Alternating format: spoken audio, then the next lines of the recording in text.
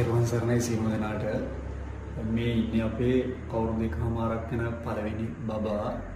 මෙයාට ඉපදෙද්දිම තිබිච්ච දුර්ලභ රෝගී තත්ත්වයක් හේතුවෙන් අක්මාවේ මාවට හානියක් සිද්ධ වෙලා තිබුණා. නිසා ඒකට තිබිච්ච එකම ප්‍රතිකාරය වන අක්මා බද්ධ කිරීමේ සැත්කමක් අපි ලංකාවේදී සිද්ධ කරා. නමුත් ඒ සැත්කමෙන් පසු මෙයාට යම් සංකූලතා ටිකක් ඇවිල්ලා ජීවිත අවදානමක් මට්ටමක් දක්වා ඒක වර්ධනය වෙලා තියෙනවා. ලංකාවේ වෛද්‍යවරුන්ගේ නිර්දේශයෙන් මෙයා ඉක්මනින් විදේශ වෛද්‍ය කණ්ඩායමක් වෙත යොමු කරන ලෙස අප දෙන්නම වෘත්තීය ගුරුවරු දෙන්නෙක් ඒ සඳහා අවශ්‍ය මුදල් ප්‍රමාණය අපිට සපයා ගන්න ගොඩක් අපහසුයි. ලංකාවාසී ලෝකවාසී සියලුම දෙනාගෙන් අපි කාරුණික ආයාචනයක් කරනවා.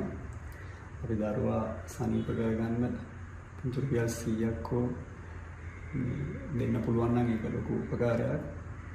ඒක ඔයාලා කරගන්න ලොකු පුණ්‍ය කර්මයකුත් වෙනවා. බොහොම ස්තුතියි.